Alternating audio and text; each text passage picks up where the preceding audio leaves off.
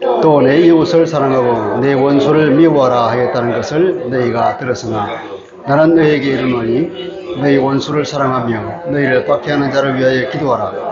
이같이 한즉 하늘에 계신 너희 아버지의 아들이 되리니 이는 하나님의 그 해를 악인과 선인에게 비추시며 비를 의로운 자와 불의한 자에게 내려 주심이라. 너희가 너희를 사랑하는 자를 사랑하면 무슨 상이 있으리요? 시리도 이같이 아니하느냐? 또 너희가 너희 형제에게만 무난하면 남보다 더하는 것이 무엇이냐? 이방인들도 이같이 아니하느냐? 그러므로 하늘에 계신 너희 아버지의 온전하심과 같이 너희도 온전하라. 아멘. 하나님의 말씀입니다.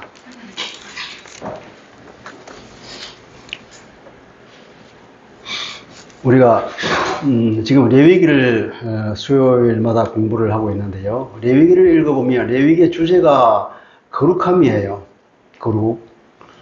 거룩함인데 거룩인 뭐냐? 거룩은 어떤 세상으로부터 떨어져서 뭔가 다른 걸 말하는 거예요. 세상과는 다른 것. 구별돼서 다른 걸 말하는데, 그럼 어떻게 다르냐? 하나님을 닮는 거예요. 세상에서부터 구별되어 떨어져 나와서 하나님으로 가까이 가는 그것이 거룩입니다. 하나님께 가까이 가면 갈수록 더 거룩해지고, 멀어지면 멀을수록 더 속되지고 또 더러워지고 부정하게 되죠. 모든 거룩은 어디서 나오냐면 하나님에게서 나오는 거예요.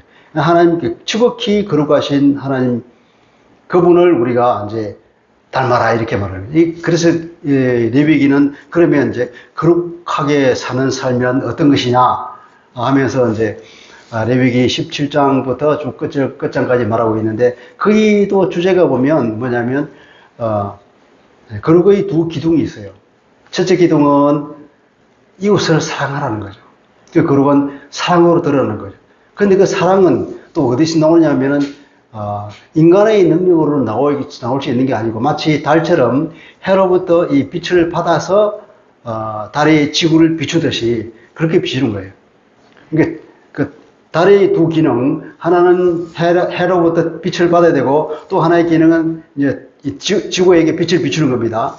빛을 비추는 것이 사랑이라 그러면, 해로부터 빛을 받는 것이 뭐냐면 하나님께 가까이 가는 거예요. 그래서 거기에 보면 레위기 이제 24장에 들어가면 그런 게 나오거든요. 하나님의 임재, 하나님의 임재를 위해서 제사장들은 이 성전에 이 불을 항상 켜두는 거예요. 밤에 불을 항상 켜서 어디를 비추냐면, 이쪽에 이스라엘 민족을 상징하는 12개의 빵이 있어요. 그 빵을 늘 비추도 하나님의 임재가 계속 있었다는 거예요.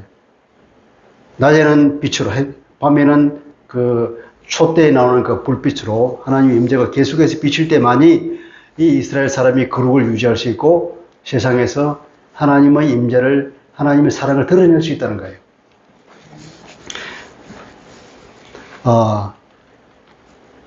왜 이 말씀을 드리냐 그러면, 예수님이 오늘 율법을 해석해 주는 걸 우리가 듣기 때문에 그렇습니다. 지난번에 마태복음 설교가 있었죠, 그죠? 한 달 전입니다. 벌써 한 달이 지나가가지고. 그때는 5장 17절부터 해서 내가 율법이나 선지자를 폐하러 온 줄로 생각하지 마라. 내가 온 것은 율법을 완전하게 하기 위해서 왔다, 이렇게 말합니다. 율법을 완전하게 한다. 그래서 너희는 내가 율법을 완전하게 하려고 왔는데, 이 율법은 1.1획도 떨어지지 않냐고 다 성취된다. 그리고 이 말씀은 누구에게 한 거죠? 누구에게 했냐면 5장에 보면 예수께서 무리를 보시고 산에 올라가 앉으시니 제자들이 나온지라 입을 열어 가라사대 이를 가르치니까, 지금 산상설교를 하고 있는 중이에요. 산상설교 중 한 토막인데, 그 예수님을 따르는 사람들은 누구였습니까? 거짓들, 가산뱅이들, 지극히 가난하고 세상에서 소외받고 아무 힘이 없는 그런 사람들이에요. 예수님께서 자기를 따라오는 그 제자들, 내지 제자가 되려고 하는 자들, 예수님을 따르는 무리들이죠. 예수를 따르는 무리들을 향해서 너희가 복이 있다. 왜냐? 얘들 아무것도 없잖아. 그래서 복이 있다는 거예요. 세상에 뭔가가 있으면 예수님을 안 따르지요. 뭐하러 예수님을 따라다닙니까? 아무것도 없으니까 예수님을 따라다니는 거예요. 그래서 예수님은 너 아무것도 없잖아. 참, 너 너무나 가난하지. 집에 가면은 쓸려간 바람만 불잖아. 내게 남에게 뭐 내놓을 것 아무것도 없지. 자랑할 것 아무것도 없지.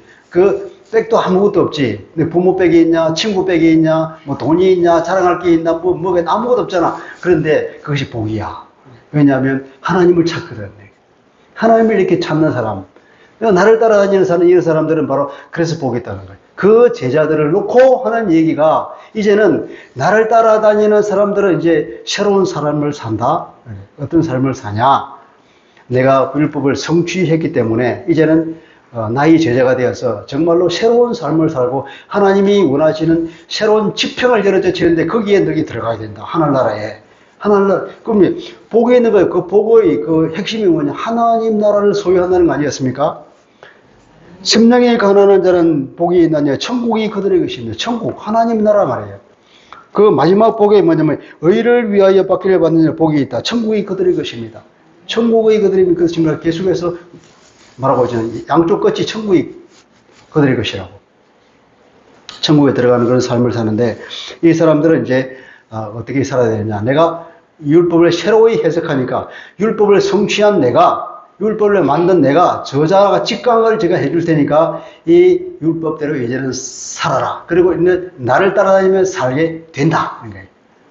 놀라운 선언이고 제자들에게 말할 수 없는 자부심을 불어넣어주는 이 말입니다.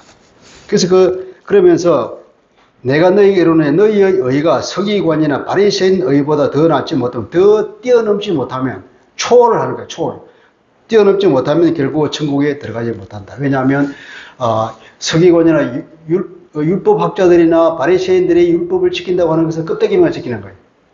그런데 내가 이제 말하는 이 율법에 내가 새롭게 해석해 줄 텐데 이 새로운 율법에 따라 살게 되는 것은 차원이 다른 거예요. 차원이. 그래서 뛰어넘는다는 거예요. 여기서 더 낫다고 하는 것은 초월한다는 거예요. 초월. 차원이 다른 삶을 살게 된다. 그러한 삶을, 그러한 의의를 드러내어야만이 천국에 들어가게 되고 너희들은 나를 따라다니면 그렇게 된다는 거예요. 할렐루야. 자, 그렇게 하면서 이제 21절부터 해가지고 48절까지 율법에 대한 새로운 해석의 맛배기를 보여주는데 이제 너무 기니까 제가 아까 읽은 것은 43절부터 48절까지 읽은 거예요. 그래서 오늘 전부 말씀은 다 예수님이 율법을 다시 해석해 주는 것이 무슨 의미인지 한번 들여다보도록 합시다. 자, 순서를 21절부터 안 가고 뒤쪽부터 합니다. 31절 한번 볼게요. 31절 같이 읽어봅시다. 시작. 또 일러서되 누구든지 아내를 버리려거든 이혼 정서를 줄 것이라 하였으나 나는 너희에게 이르노니 누구든지 엄행한 이유 없이 아내를 버리면 이는 그로 간음하게 하느며 또 누구든지 버림받아 여자에게 장가드는 자도 간음함이니라. 자, 여기서 이제 이혼에 관한 것, 흔히 이혼에 관한 거라는데 이것은 잘못된 관점이고 아내를 버리는 문제를 말하는 겁니다. 아내를 버리면 되겠어요, 안 되겠어요? 안 되죠. 그때는 지금 아내를 버리는 건 안 되는 거예요. 그러니까 약자를 버리면 안 되는 거죠. 여기 이혼이라는 말을 접근하면 안 돼요. 그때의 문제와 지금의 이혼과는 이게 관점이 다르기 때문에 이 말을 이혼이라는 관점으로 보면 안 됩니다. 아내를 버리는 문제. 그 아내를 버리게 되면 이 사람은 살아갈 방도가 없는 거예요. 그 옛날에 여자가 사람 취급받았습니까? 그런 완전한 가부장적인 사회에서 남편으로부터 버림을 받는다고 해서 이건 뭐 죽으라는 것 같은 거예요. 도무지 살아갈 길이 없는 거예요. 그러니까 어떻게 살겠습니까? 어떤 남자한테 붙어야 하는데 그러면 간음이 일어난다는 거죠. 그러면 그것이 매음이 되는 것입니다. 자, 이 이혼 정서를 써주고 아내를 버릴 수 있다고 했는데 이 말은 어디서 나오냐면 신명기 24장 1절입니다. 신명기 24장 1절에는 이렇게 말하고 있습니다.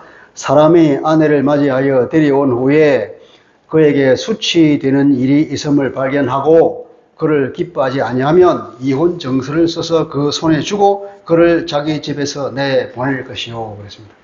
이혼 정서를 줬어. 그러니까 이제 이 남자에게서 벗어났으니까 이제 다른데 제가 할 수 있는 신분이 되었다는 정서를 주라는 거예요. 적어도 쫓아낼 경우에는 막연히 하지 말고 적어도 개각할 수 있는 기회는 줘라 이렇게 말하는 거죠. 근데 거기에 수치가 되는 일이 뭐냐를 가지고 예수님 그 당시에 율법학자들이 이제 연구를 했습니다. 율법학자 중에 샴마이 학파가 있고 힐렐 학파가 있었는데 샴마이 학파는 좀 더 보수적으로 해석하고 힐렐 학파는 좀 더 자유롭게 해석해서 웬만하게 그냥 남자가 싫으면 옛날에 우리 조선시대 칠거약이라고 하듯이 그렇게 꼬투리를 잡아가지고 쫓아내고 싶으면 쫓아낼 수 있어. 그렇게 해석된 거예요. 그 말이 너무 좋아서 다 그걸 따라서 그렇게 사는 거예요. 그러니까 그냥 남자는 언제든지 정가의 보도처럼 칠거지약 딱 빼들면 그냥 언제든지 어떤 여자든지 그냥 내쫓을 수 있는 거예요. 그렇게 된 것을 보고 예수님께서 말씀하시기를 여자를 버리면 안 된다는 거예요. 그러면서 예수님께서 새로운 이제 법을 줍니다. 음행한 이유 외에는 버리지 말아라. 그죠? 30일 읽었잖아요. 내가 다시 너에게 이른다. 그러니까 하나님께서 옛날에 모세를 통하여서 우리 조상들에게 말씀하셨는데 이제 내가 다시 새로운 법을 준다. 뭐냐? 음행한 이유 없이 아내를 버리면 이는 그로 간음하게 하느며 또 누구든지 버림받은 여자에게 장가드는 자도 간음합니다. 그러니까 절대로 버리지 말라는 얘기예요. 예수님께서는 이제 옛 법을 폐지시켜버리고 새로운 법을 줍니다. 새로운 법은 옛 법에 대해서 어떻게 됩니까? 훨씬 강한 법이죠. 주님께서는 말씀 이것이 하나님의 뜻이라는 거예요. 하나님의 원래의 의도는 이렇다. 왜 그렇게 그런 법을 줬냐?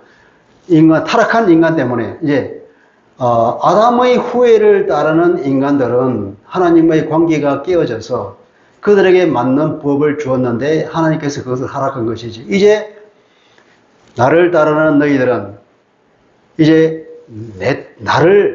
내가 모든 법을 성취하고 내 모든 법을 완성했기 때문에 나를 따라서는 하나님과의 관계가 회복되고 내 안에서는 이것을 할 수 있기 때문에 하나님의 원래 법을 내가 다시 준다 이 말이에요.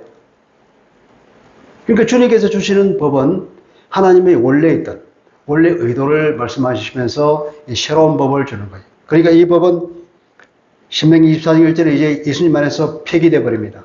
보다 더 차원 높게 새로운 법으로 재해석되는 거죠.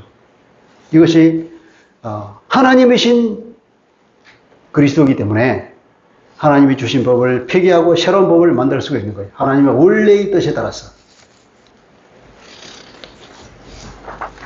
이게 버림받은 여자에게 장가드는 행위는 간음합니다. 이 말은 나중에 마태복음 19장에 다시금 설명이 됩니다.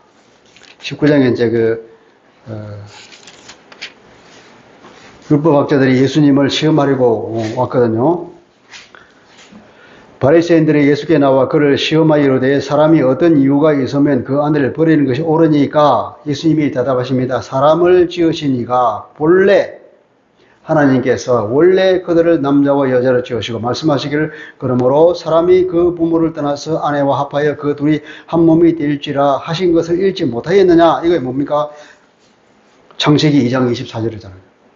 최초에 하나님께서 가정을 창설하면서 이제 남자와 여자가 합하여서 어떻게 된다고? 한 몸을 이룬다고 그랬습니다.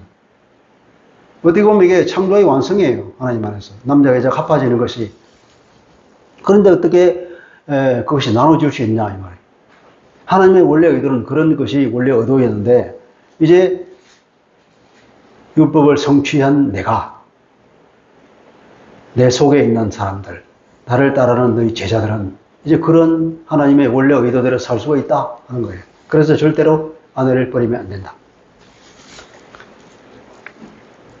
7절 보면 그러면 어찌하여 모세는 이혼 정서를 주어서 버리라 명하였나이까 예수께서 이르시되 모세가 너희 마음의 완악함 때문에 아내 버림을 허락하였거니와 본래는 그렇지 아니하니라.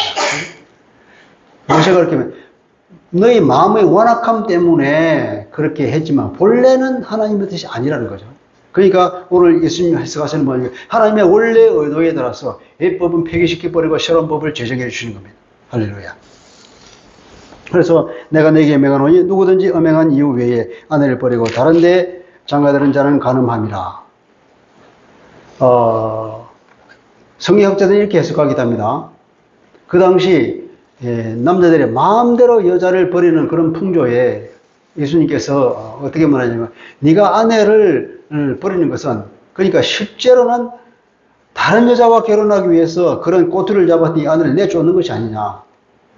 그러니까 이 여자가 남편이 이끄는 근간에 A라는 여자와 내가 살기 위해서 내가 데리고 여자를 버린다. 그걸 버리면 뭐냐면 내가 A라는 여자와 사실은 간음하는 것이다. 이 여자와 간음하기 위해서 네가 네 아내를 버렸냐? 그건 간음이지. 그렇잖아요. 또 이 사람이 남편이 있는 여자예요. 둘이가 바람이 났어. 근데 이 여자가 있다가 여자는 자기가 이혼해달라는 권리가 있는 건 아니잖아요. 이혼은 오로지 남편에게만 달리기 때문에. 근데 이 여자가 어떻게 하냐? 이 남자를 괴롭게 해서 혹은 이 남자가 자기를 쫓아내도록 그런 빌미를 주는 거죠. 그런 걸 얼마든지 할 수 있잖아요. 남편을 뭐 공경하지 않는다든지 그러면 쫓아내잖아요. 그럼 쫓아내면 잘 됐네. 우리끼리 결혼해. 그런 건 뭡니까? 그러면 이 여자가 버림받은 사람, 이 버림받은 여자하고 결혼하는 건 이 간음하는 거잖아요. 그걸 얘기하는 거예요. 예수님께서. 그러니까 이것은 이혼에 대한 얘기가 아니라 그런 타락한 그 문화들 혹은 아내를 함부로 버리는 그 완악한 남자들 거기에 대해서 하는 말씀이에요.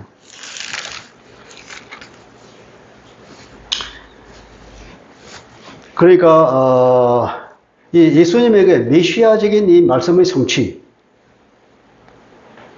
그것이 이제 제자로 하여금 하나님의 본래의 뜻에 도달하게 하는 것이 가능해졌다 하는 것이 예수님의 선포입니다. 말하자면 그런 거예요. 예수님께서는 우리가 비유를 들자면 마치 그 쉐빙선 아시죠? 쉐빙선 북극에 가면 얼음이 얼어 있잖아요. 그런데 얼음이 있는데 거기에 그 얼음을 깨어야 그 백길이 나는데 그 쉐빙선은 뭐냐 그 얼음을 깨는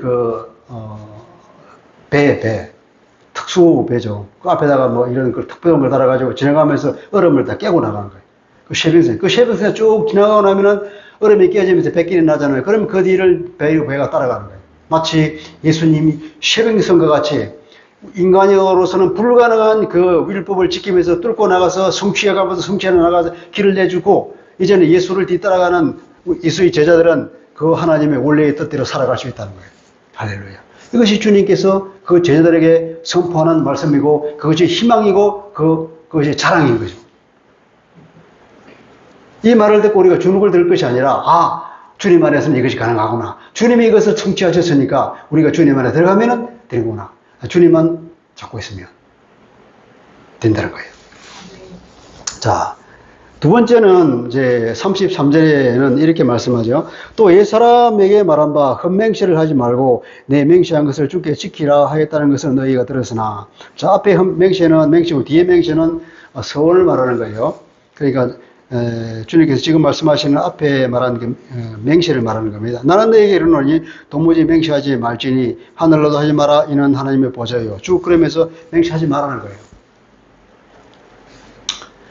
자, 레위기 19장 12절에 보면 너희는 내 이름으로 거짓 맹세함으로 네 하나님의 이름을 욕되게 하지 말라. 나는 여호와니라. 이렇게 말하죠.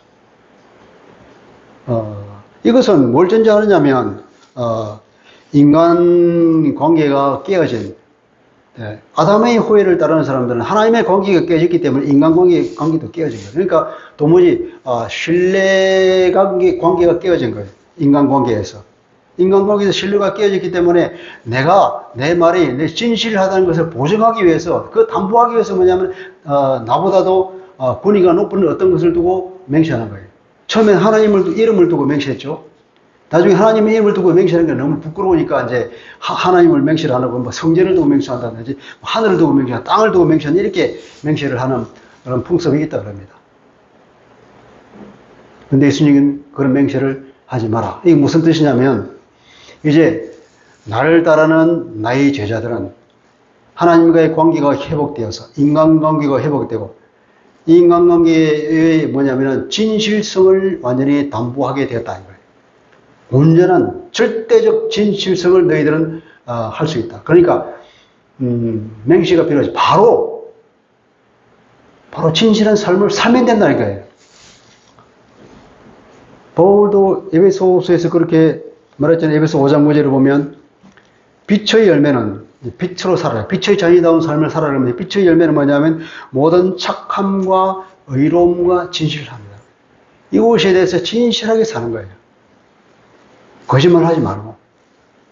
거짓말은 사탄의 전유물이기 때문에 하나님이 거짓말을 적극히 싫어하십니다. 거짓말을 절대 하지 말라고요. 거짓말 하지 말고 진실하게 살아가는 거예요. 이 그리스도인들은 그냥 맹세에 필요 그냥 그대로 살아. 그냥 진실하게. 거대 없이 그렇게 예수님이 말하는 거예요. 너희들은 가능하다는 거예요. 그래서 이렇게 말하죠. 37절입니까? 오직 너희의 말은 옳다 옳다 아니라 하라. 이에서 지나는 것은 악으로부터 나느니라. 자, 옳다 옳다 아니라 하는 이게 번역이 조금 그런 건데 이게 사실은 영어 그대로 옮기면 yes, no, no예요. 이게 이제 NIV 번역에 의하면 이제 NIV 번역이 이렇게 번역합니다. 이제 옳은 것은 옳은 것이 되게 하고 아닌 것은 아닌 것이 되게 하라는 거예요. 네가 옳다 그랬으면 그 옳은 것을 네 말을 지켜. 옳은 것이 되게 해. 네가 아니라 그러면 그것은 끝까지 아닌 거야. 아닌 것이 되게 하는 말이에요. 진실하게 사는 거예요. 네가 한 말에 대해서는 책임을 지고 절대로 거짓이 되지 않게 해라. 그것이 그리스도인다운 삶이다. 내 제자는 그렇게 산다. 내가 이 쉐빙슨을 통해서 그걸 뚫고 나가기 때문에 진실한 삶을 살아나가기 때문에 내 안에서는 가능하게 된다. 그게 하나님께서 원하시는 거예요. 하나님 그 말을 싫어하신다. 그죠? 이것이 주님께서 우리에게 요구하는 하나님의 제자에게 주는 말이에요. 제자는 그러니까 하나님의 통치를 받는 사람이기 때문에 이 회복된 관계 속에 사는 사람이죠. 그 말 자체의 절대적 진실성을 주님께서 요구하시는 것입니다. 그것이 제자들의 삶이고, 자, 또 말씀합니다. 그러니까 이제 맹세는 하지 말라고, 맹세에 관한 법을 폐기시켜버렸습니다. 이것은 초월적으로 폐기시켜버린 거예요. 법이 의미가 없다는 거잖아요. 그 당시에는 적절한 말인데, 이제는 새로운 시대가 열렸어. 그러니까 예수님이 율법을 성취한 새로운 시대에 나를 따르는 하나님의 백성들, 하나님 나라에 소속된 사람들은 이제 맹세가 필요 없다. 38절을 볼까요? 또 눈은 눈으로 이는 이로 갚으라 하였다는 것을 너희가 들었으나 나는 너희에게로는 악한 자를 대적하지 말라. 누구든지 내 오른뺨을 치거든 왼편도 돌려대며 그랬죠. 이거 레위기 24장 20절 말씀입니다. 상처에는 상처로 눈에는 눈으로 이에는 이로 갚을지라. 남에게 상해를 입은 그대로 그에게 그렇게 할 것이며. 이건 흔히 우리가 동해보복법이라고 말하죠. 이것은 이제 보복을 하는데 보복을 허용하되 보복을 받은 것만큼만 해. 항상 사람을 보면 보복을 하게 되면은 오늘 받은 것보다 더 갚아주잖아요. 내가 2배를 갚아줄게. 그런 마음 생기잖아요. 그렇게 하지 말고 받은 것만큼만 보복하라. 근데 이게 보복의 의미라기보다는 사실 어떤 사람이 손해를 받았을 때 내가 손해를 받은 것만큼만 배상을 받아라. 배상을 해줄 때 어떻게 거기에 비례해서 손해를 받은 것에 비례해서 배상을 해주라 하는 거예요. 거기에. 합당하잖아요. 그게 하나님의 공의잖아요. 하나님의 공의로움이죠.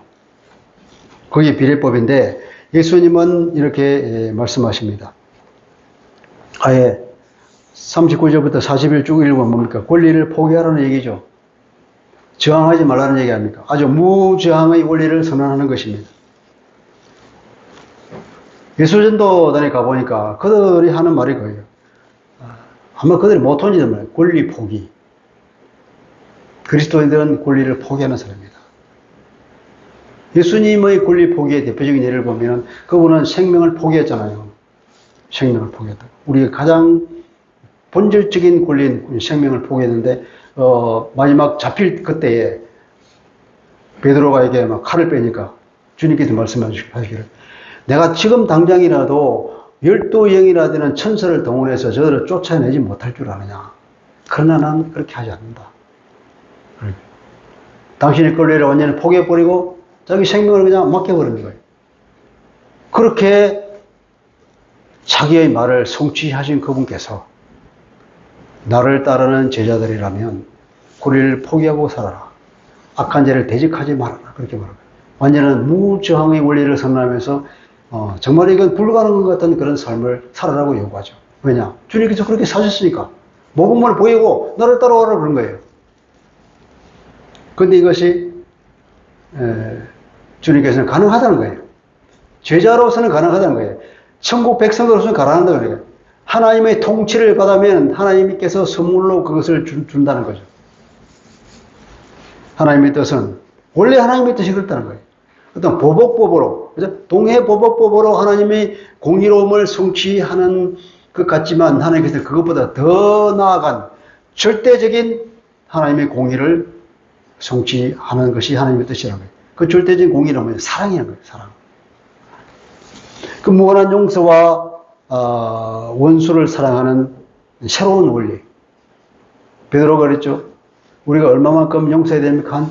한 7번 좀 용서하면 되나요? 그러니까 70번씩 7번이라도 용서해라. 무한 반복적으로 계속 용서하라. 인간이 불가능하잖아요. 주님께서는 스스로 그렇게 사시면서 그렇게 해라. 이렇게 말한 거예요. 이것이 주님께서는 자기 십자가를 짐으로써 그 구약의 율법 정신을 온전히 성취함으로써 이제 그 동해보복국이라는 것을 초월적으로 폐지시켜버리고 새로운 원리를 선포하시는 겁니다. 그러니까 제자는 하나님의 통치 가운데 살고 그 하나님의 통치의 은혜로서 순종할 수 있게 되는 겁니다. 순종. 그것은 그리스도 안에서 가능한 것이고 성령 안에서만 가능한 것이죠. 그래서 그렇게 되면 우리가 순종의 태도로 살 때에 그것이 가능하게 된다는 주님의 선포입니다. 이것이 뭐냐면은 완성된 율법이에요. 하나님의 본마음이 하나님의 본뜻이라는 것입니다. 이렇게 주님께서는 한 3가지 정도, 비단 이것뿐이 있겠습니까만, 대표적으로 3가지를 들어서 주님께서 그것을 성취하시면서 초월적으로 그 율법을 폐기시켜버리고 새로운 더 차원 높은 하나님의 본마음을 성취하는 그런 말씀을, 그런 새로운 명령을 제자들에게 주는 것을 보게 됩니다. 두 번째로는 이제 봅니다. 21절을 볼까요? 21절은 자, 옛 사람에게 말한 바 살인하지 말라. 누구든지 살인하면 심판을 받게 되리라 하였다는 것을 너희가 들었으나 나는 너희에게 이르노니 형제에게 노하는 자마다 심판을 받게 되고 형제를 대하여 나가라 하는 자는 공회에 잡혀가게 되고 미련한 놈이라 하는 자는 지옥불에 들어가게 되리라. 그렇게 말하죠. 이것도 얼마나 놀라운 말씀입니까? 이것은 살인을 하지 말라는 것은 출애굽기 20장 13절에 나오는 십계명이잖아요. 십계명은 뭐 하는 주님께서 십계명 자체를 이제 이것을 폐기시킬 수 없겠지만 십계명 그 정신 속에 있는 하나님의 본뜻을 이제 우리가 가르쳐 주는 것입니다. 출애굽기 21장 14절에 보면 사람이 그 이웃을 고의로 죽였으면 너는 그를 내 죄다 내서라도 잡아내려 죽일지니라. 그리고 레위기 24장 17절에 보면 사람을 쳐 죽인 자는 반드시 죽일 것이요. 살인하지 말라 하면 살인한 자에 대한 반드시 죽임이라는 그 심판을 받게 되죠. 그 말씀을 진행하시고 계시는 것입니다. 이런 모든 말씀을 다 성취하신 예수님께서 성취적인 가르침을 우리에게 주시는데 율법의 재해석으로 하나님의 본뜻을 우리에게 말씀해 주는 겁니다. 자, 그러니까 이분은 이제 살인 행위의 그 이면일까지 파고 들어가서 살인을 일으키는 그 원초가 단초가 어디부터 출발하느냐고 들어서 거기서부터 주님께서는 막아버리는 거예요. 그죠? 상대방에 대한 정오심, 마음의 분노와 욕설이 터져나오는 그 지점에까지 들어가서 거기서부터 하지 말라는 거예요. 거기서부터 그것이 하나님의 뜻이고 그런 분노와 그런 미움과 그런 이미 사탄의 공격을 받아서 내가 그렇게 따라간다고 그런 거죠. 하나님께서는 그것을 좋아하시는 자 주님 절대 아니다는 거죠. 이게 보면 우리가 미련한 놈이라 하는 자를 지옥불에 들어가게 되라. 참 무서운 얘기잖아요. 벌써 그 마음에 아까 뒤에 나오겠지만 그 마음에 이런 분노가 생기면 살인하는 것과 동일하게 취급한다는 거죠. 율법주의에 의하면 그것은 뭐 당당하잖아요. 나는 그럼 죄를 안 지었으니까 나는 의로워 이렇게 말할 수 있지만 주님은 그렇다는 그 마음에 분노가 있다고는 이미 살인죄를 지은 것이나 동일하다. 율법주의로서는 도저히 따라갈 수 없는 더 차원 높은 의를 말하는 거죠. 하나님 나라의 의. 하나님이 우리에게 주시는, 하나님만이 우리에게 주시는 의라는 말이에요. 그러니까 제자들에게는 율법이 여기까지 강화가 됩니다. 강화되고 그 법이 더 확장되고 더 심화되는 거예요. 그래서 주님께서 그렇게 말하죠. 이웃과의 그 화평의 관계를 계속 유지하라. 그것을 조금이라도 깨면 반드시 회복시키라. 그렇게 말하죠. 그래서 그 뒤에 말하잖아요. 예물을 제단 앞에 두고 내가 드리려다가 내 형제에게 원망 들을 만한 일이 있거든. 원망 들을 만한 일이라고 해서 형제에게 죄를 짓단 말이에요. 형제가 잘못을 한 거. 잘못을 했다는 걸 생각하면 빨리 가서 화해해. 용서를 받고 돌아오라고. 그리고 관계가 화평하게 된 뒤에 예배를 드리라 말이에요. 예물을 드리라.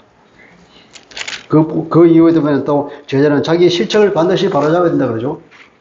자기가 잘못한 것이 있으면 반드시 배상을 다 하고 실책에 대해서 다 회복하고 그리고 관계를 완전히 정상화시켜라. 그것이 제자가 살아가는 삶의 원리라는 거예요. 우리가 잘못한 것 사과하고 우리가 손해를 끼친 것 가서 회복하고 이것이 그리스도의 삶이죠. 흔히 말하기를 나는 예수 믿기 때문에 내가 예수님께 회개하고 다 용서받았어. 그건 주님의 말씀을 전혀 모르는 소행이죠. 소치죠. 그것은. 제자들에게 요구하는 것은 율법 정신, 그 속에서 있는 하나님의 본뜻을 우리에게 요구하고 있습니다.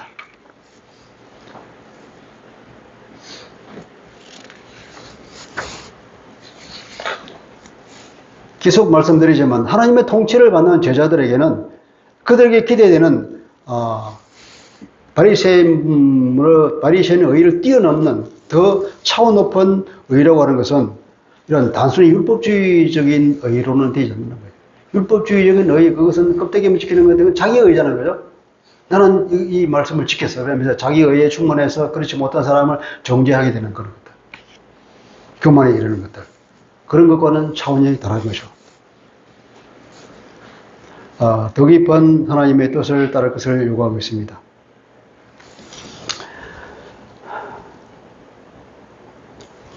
그 다음 27절을 볼까요?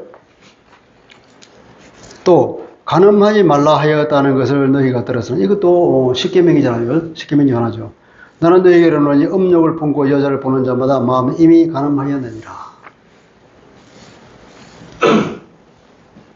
이것도 말하자면 간음행위 그 이면으로 들어가서 어디서부터 출발하느냐. 마음에 음욕이 생기면 거기부터 출발하냐. 그거부터 싹부터 잘라야 된다는 거죠. 음욕이 생겼다? 넌 이미 간음한 건 마찬가지야. 음욕이 생기지 않도록 해야 된다는 거죠. 어떻게 음욕이 안 생기겠습니까? 하나님 나라에 들어가는 사는 사람들 가능하다는 거예요.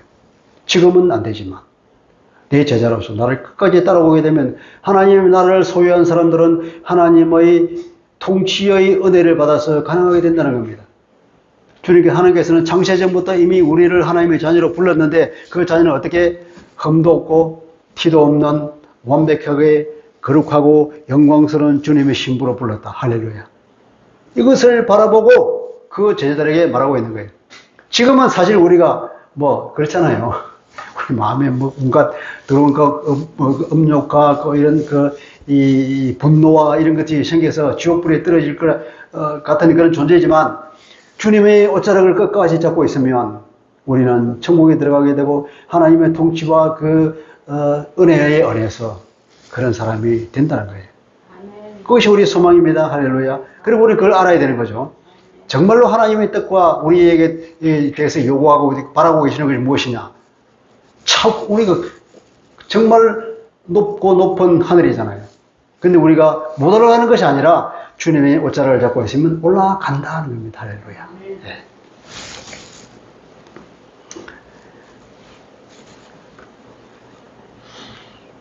마음의 정욕만 품어도 하나님은 기뻐하시지 않는다는 거죠. 제자는 이 마음 자체가 하나님의 통치를 받아서 하나님의 뜻에 맞는 감정과 생각을 가져야 한다는 것이죠. 앞에 살인하지 말라 하는 것과 동일한 관점입니다. 그리고 29절부터 30절은 어떻게 말씀합니까? 만일 내 오른 눈이 너로 실족하게 하거든 빼어버리라. 내 백체 중 하나가 없어지고 온몸이 지옥에 던져지는 것이 더 유익하고 만일 내 오른손이 너로 실족하게 하거든 찍어버리라. 내 백체 중 하나가 없어지고 온몸이 지옥에 던져지지 않는 것이 더 유익하니라. 그게 과장법적 명령이죠. 뭐 반드시 이렇게 하라는 것이 아니라 이제 그 정도로 강조해서 말씀하시는 거예요. 마음의 내적인 의와 어떤 그것이 삶으로 반드시 표현되어야 한다는 거예요.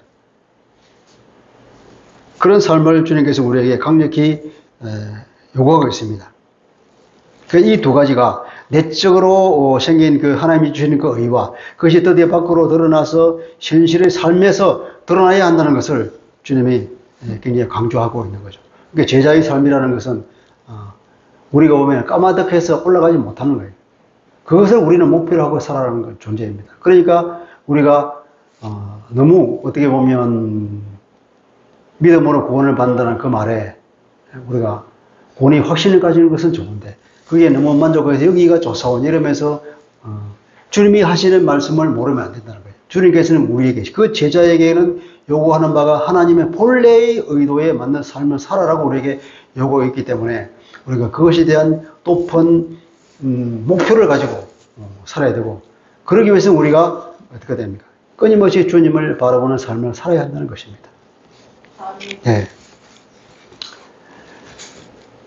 이제 사랑에 관한 말씀이죠. 오늘 우리가 읽었던 43절부터 말씀입니다. 자, 내 이웃을 사랑하고 내 원수를 미워하라 하였다는 것은 너희가 들었으나 나는 너희에게로는 너희 원수를 사랑하고 너희를 박해하는 자를 위하여 기도하라 이렇게 말했죠. 레위기 19장 18절 말씀입니다. 원수를 갚지 말고 동포를 원망하지 말고 내 이웃 사랑하기를 내 자신과 같이 사랑하라 나는 여호와니라 하는 게 원전의 말씀입니다. 이 사랑이라고 하는 것은 모든 계명, 십계명의 그 핵심이라고 그랬잖아요. 그 핵심이 십계명의 그 근저에 있는 핵심이 뭐냐면 사랑이라고 그래요. 사랑. 하나님을 사랑하고 이웃을 사랑하는 그 두 가지로 요약될 수 있다 했는데 근데 여기서 이 사랑하는 이웃이 어디까지가 이웃이냐는 거예요. 그 당시 율법학자들은 이웃이 어디까지가 이웃인가에 관해서 치열한 논쟁과 많은 논의가 있었습니다. 왜 그러냐면 이웃을 확정하면 사랑을 베풀기 어렵잖아요. 가능하면 이 이웃을 범인을 축소시키려는 거죠. 가장 좋게는 이웃을 내 가족만, 내 자녀와 우리 그 부부 관계까지만 하기를 원하겠죠.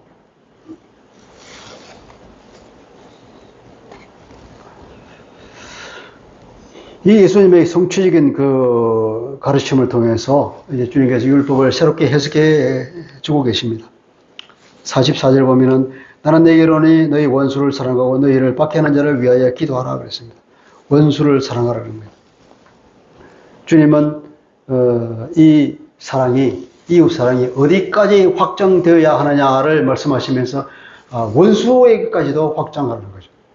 선한 사마리아인의 비유라는 그 누가복음에도 말씀했잖아요. 이스라엘 사람들은 마치 개처럼 여겨서 상종하지 않았다는 그 사마리아 사람들, 그 사람조차도 이스라엘 사람들이 강도한테 거의 죽게 된 것을 부지런히 자기 돈을 써가면서 돌본 것을 보면서 이 죽어가는 그 사람에게, 죽어가는 그 이스라엘 사람에게 있어서 이 사람이 느끼기로는 누가 이웃이 되겠느냐 이거죠. 지나간 제사장도 지나갔고 레위인도 지나갔고 이 사람들이 다 지나갔지만 이 죽어가는 이스라엘 사람들을 유대인을 돌보지 않았다는 거예요. 그러면 이 죽어가는 유대인의 입장에서는 누가 이웃이냐 이거죠. 나를 돌보지 않고 그냥 지나간 그 제사장이 내 이웃인가? 그냥 지나간 레위인이 내 이웃인가? 아니면 나를 지극히 돌보지던 우리가 평소에 개망치도 못하게 여기고 상종하지 않았던 저 사마리아인이 내 이웃이냐 이거죠. 주님께서 말씀하죠. 바로 누구 사마리아인이 이웃이 아니냐. 누구든지 그렇게 대답하게 됐죠. 이것이 그 말씀인 거죠. 이 이웃이라는 것은 그렇게 너희들이 생각하는 것처럼 편협되는 것이 아니라 원수에게까지도 확장하라는 것이 하나님의 본마음이다 하는 거죠. 하나님의 본뜻이다.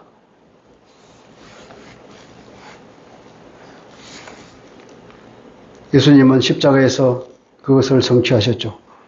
십자가에서 하는 기도가 그 모델입니다. 진정으로, 간절히, 그리고 열망하는 마음으로 그들을 위해서 기도했습니다. 주님, 저들을 용서해 주십시오. 저들이 하는 일이 무엇인지 모릅니다. 예수님이 이 마음을 본받아서 스데반이 죽을 때도 그 기도를 했지 않습니까? 그러니까 성령의 충만을 받으면 가능하다는 거죠. 하나님의 통치를 받는 그 하나님의 백성들에게는 하나님의 의가 주어져서 가능하게 된다는 거죠. 할렐루야.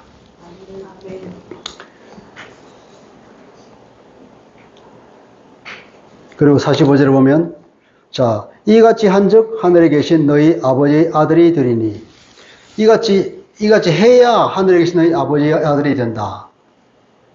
이것은 다른 말로, 이것이 증거가 되는 것이 아니라, 이같이 할 때에 드디어 하나님의 아들이라는 것이 드러나지 않냐, 이것이.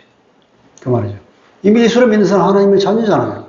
우리 하나님의 딸이요, 하나님의 아들이죠. 하나님의 아들이요, 딸인데, 바로 이런 행동을 할 때에 비로소 그 사람이 하나님의 자녀인 것이 드러나게 된다는 거죠. 그런 삶을, 그러니까 신분에 합한 삶을 살아라 하는 주님의 말씀입니다. 그리고 이제 주님께서 예를 들기를 그렇게 말하죠. 왜 그렇게 되냐면 하나님이 이 그 해를 악인과 선인에게도 비추고 비를 의로운 사람과 불의한 자에게도 내리죠. 하나님이 해를 비칠 때 뭐 악인이라고 안 비추십니까? 하나님이 비를 내릴 때 악한 자의 밭에는 비를 안 내리십니까? 안 그렇잖아요. 하나님께서는 악인이든 선인이든 다 골고루 하나님의 은혜를 베풀어 주시기 때문에 하나님의 자녀라면 하나님을 닮은 사람이 되어야 되는 것이고, 그러면 너희도 마찬가지로 그들에게까지 너 이웃의 개념을 확장시켜서 사랑해라. 그 원수에게까지도 복을 빌어줘라. 그 원수가 망하는 것을 바라는 것이 아니라 잘 회개하고 돌아오기를 간절한 마음으로 그들을 위해서 기도하고 사랑해 주는 것이 아버지의 본뜻이다. 할렐루야.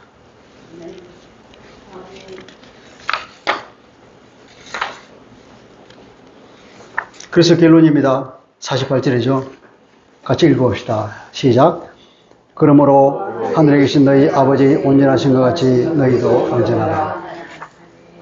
이 말은 하나님께서 이스라엘 사람을 두고 레위기에서 늘 하시는 말씀이에요. 내가 거룩하지 너희가 거룩하라는 거예요. 거룩이 뭡니까? 거룩은 아까 세상으로부터 분리되어서 하나님께 가까이 가는 것이 거룩이라고 그랬잖아요. 다른 말로 하면 온전한 거예요. 온전한 거. 하나님께서 처음 창조한 그대로가 가장 거룩한 거예요. 그 처음 창조된 거기서 타락에서 벗어난 것은 속되다 혹은 부정하다 그렇게 말하거든요. 그 부정을 다시 회복하고 하나님의 거룩이 임재가 함께해서 거룩을 회복하는 것. 그렇게 하나님의 임재가 와서 하나님의 거룩을 받을 상태가 되기 위해서는 깨끗해야 된다는 거죠. 그 깨끗한 것은 뭐냐면 창조될 때의 그대로를 회복하는 거예요. 그걸 온전함이라고 그래요.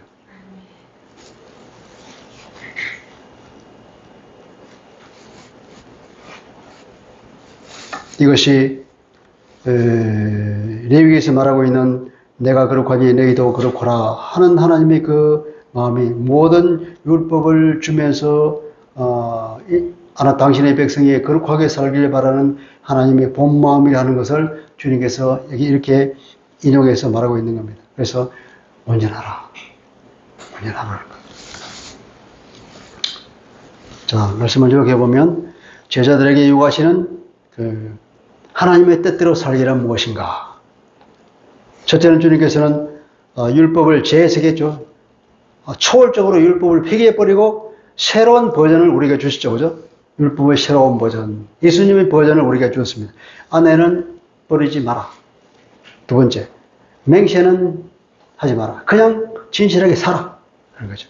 또, 동의보복 같은 비례적인 배상은 악한 자를 대적하지 말고 아예 권리를 포기해라는 거예요. 그리고 또 더 심화되고 더 강화된 율법으로 새로운 버전을 주신 이것은 뭐냐면 예컨대 살인에 관한 건 아예 미움의 싹부터 잘라버리라. 간음에 대해서는 아예 음욕의 싹부터 잘라버리라. 거기부터는 간음한 거다. 미움이 올라왔다. 거기부터는 살인한 거야. 아예 미움조도 없고 음욕조도 없는 그런 삶으로 너희들의 내적인 의의를 더 심화시키라는 것이요. 그것이 온전함을 따르는 거. 하나님이 우리를 원래 창조하시던 그 온전함이라는 거예요. 타락한 이후에 그렇게 됐다는 거죠. 그리고 하나님의 형상을 회복하게 되면 그렇게 되겠죠. 얼마나 좋은 일입니까? 우리 마음에 그런 미움조차도 싹트지 않다면 얼마나 좋겠습니까? 우리 마음에 어떤 것을 보다 그런 음욕이 싹트지 않다면 얼마나 좋겠습니까? 그 어떤 것을 보더라도 우리 마음에 탐욕이 생기지 않다면 얼마나 좋겠습니까? 그렇게 된다는 것입니다. 하나님의 형상을 회복한데 아담이 타락하기 이전의 상태는 그랬다는 것입니다. 할렐루야. 예.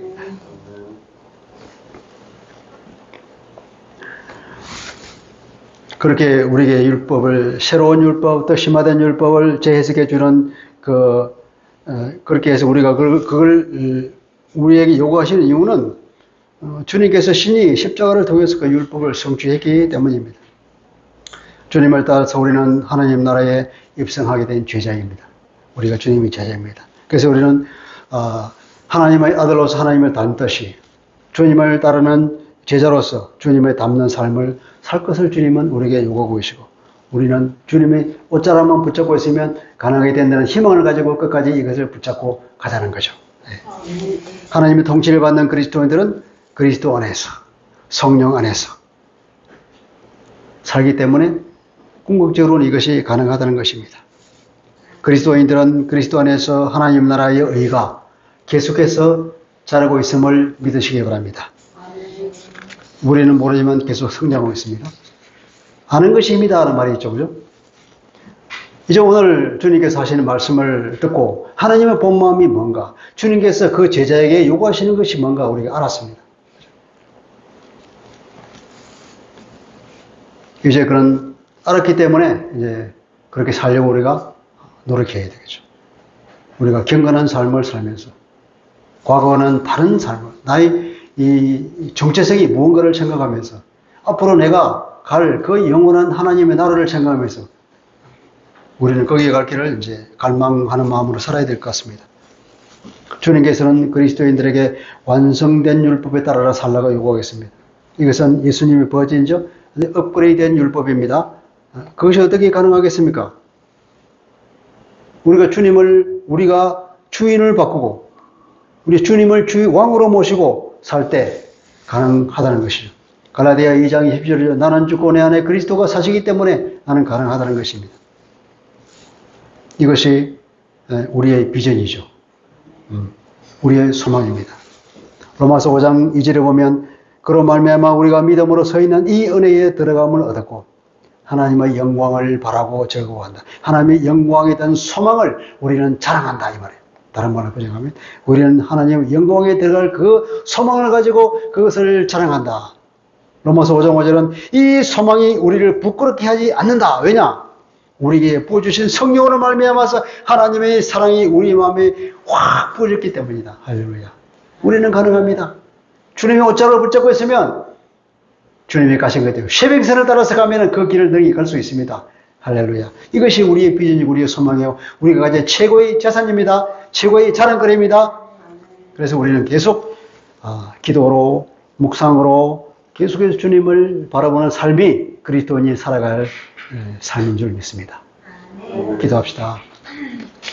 그러신 하나님 아버지, 오늘은 주님께서 정말 메시아적인 그 율법의 성취를 통해서 다 성취하고 그 제자들에게 하시는 말씀이 이제는 주님의 하나님의 그 본 마음에 따라서 율법을 재해석해 주면서 이대로 살아라고 자기 제자들에게 말씀하면서 주님을 붙잡고 있을 때에 하나님의 나라를 소유한 백성들은 하나님의 은혜의 통치를 받으면서 선물로 받는 그 새로운 하나님의 의를 통해서 가능하다고 우리에게 도전하고 있습니다. 주님, 우리가 주님의 옷자락을 붙잡고 있으면 반드시 그렇게 될 줄로 믿습니다. 하나님께서 우리를 창세하기 전부터 이미 그렇게 하나님의 자녀로 부르시고 흠도 티도 없는 완벽한 주님의 제자, 하나님의 자녀가 되고 또 주님의 신부로 우리를 불렀기 때문에 우리가 그렇게 된다는 것을 알고 그 소망을 가지고 기쁜 마음으로 오직 주님만 바라보며 살아갈 수 있는 하나님의 백성들 다 되게 하여 주옵소서. 예수 그리스도의 이름으로 기도합니다. 아멘.